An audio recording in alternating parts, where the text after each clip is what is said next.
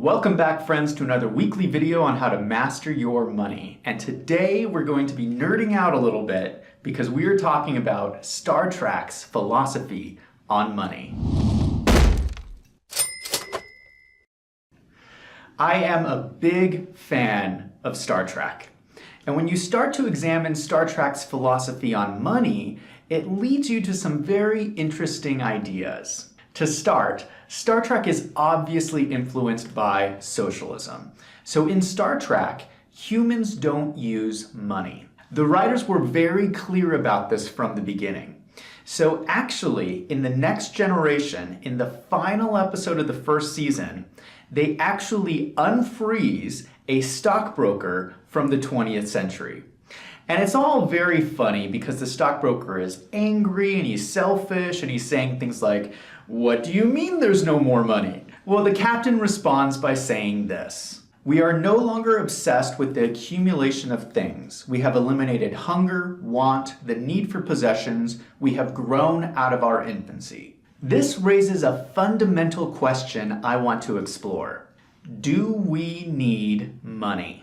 Star Trek is not the only science fiction story that paints this picture. There are many books that have been written about a utopian future society that doesn't use money. And so that raises the question, is this possible? When you dive into the history behind the Star Trek universe, it explains that humanity develops following the socialist model and abandons currency-based economics.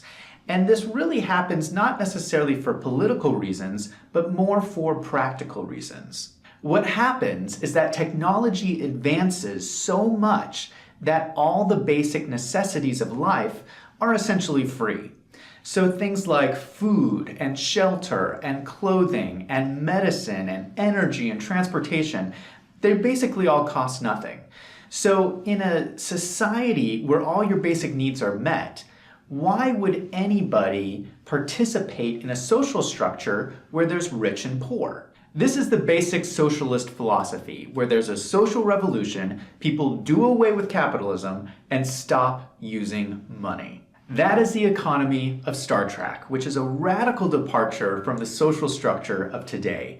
Today's world functions on currency-based economics, which means we use money to make decisions. In the Star Trek universe, they make decisions based on a philosophy of self-enhancement. Both systems are seeking to answer the same question: what is the value of this action? In our case, we use money to determine that value. In the case of Star Trek, they somehow make an assessment based on their desire and society's needs. I really enjoy Star Trek, but I'm also an accountant. And these stories miss a really important idea about money. Money provides information.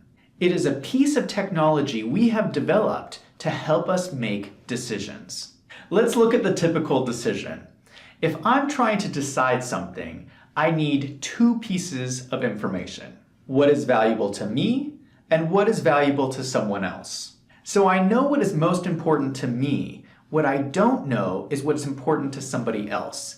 I can't read somebody else's mind, so I need that information. The greatest value is created when you can find the intersection between your wants and the needs of everybody else. That intersection is where the greatest profits are created because you're engaged in an activity that creates the most value for your community.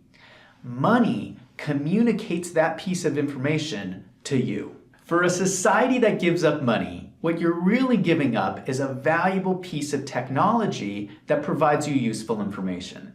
So imagine you're in the world of Star Trek, where there is no money. Your philosophy is self-enhancement, so your goal is to make decisions that provide the greatest good for yourself and for society. Now imagine you walk into a room with 100 people, and you have to answer the question, what action can I take that will generate the most value? Without money, this is a really difficult choice. So you know what you value, but you don't know what these 100 people value. Maybe you could take a survey, and you could find out that some people want food, some people want clothing, some people want entertainment. But how do you know what is the intensity of their desire? It becomes a very difficult question. Now, if you insert money into the same scenario, you instantly get your answer because people will pay for what they value.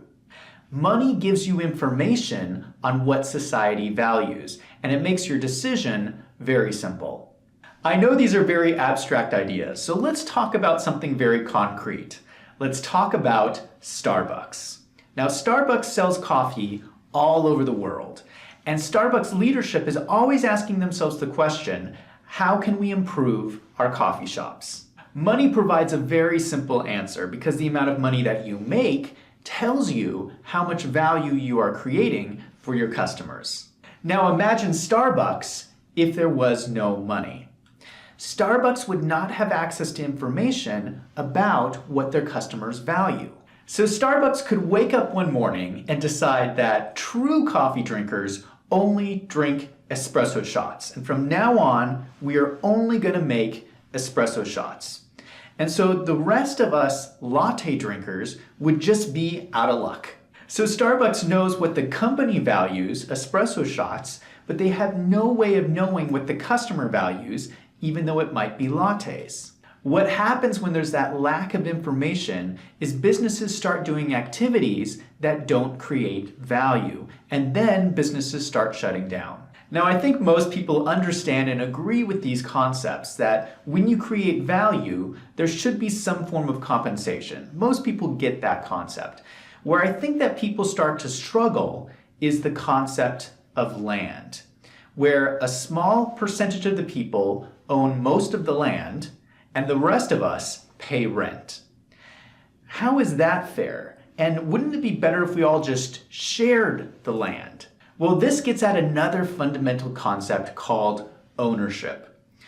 Ownership means that you can take your land and use it as payment to somebody else to communicate your value. Ownership is another piece of technology, and without ownership, money is not possible.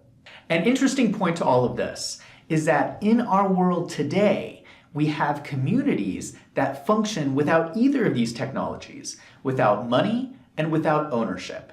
And these are small, isolated communities, and if we study them, we can find out what happens.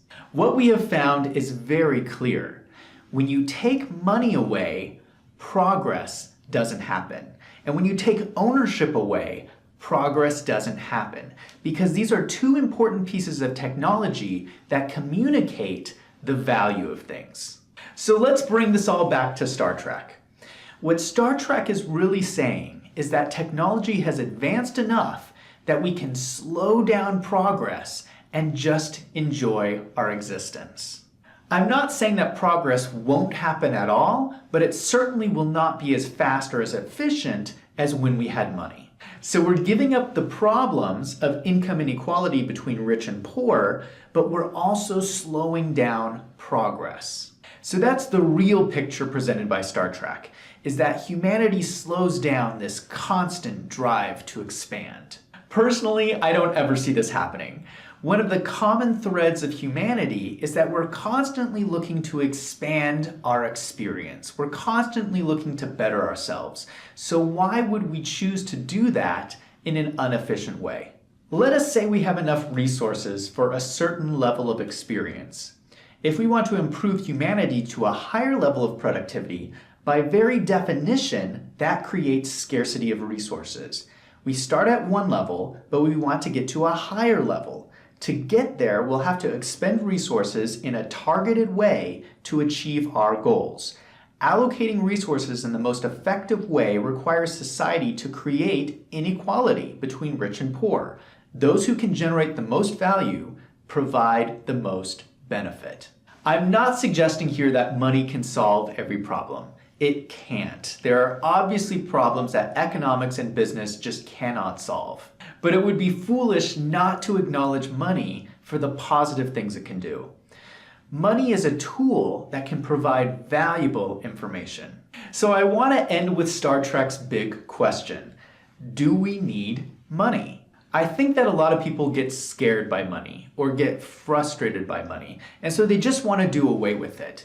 But I believe that we actually need the opposite.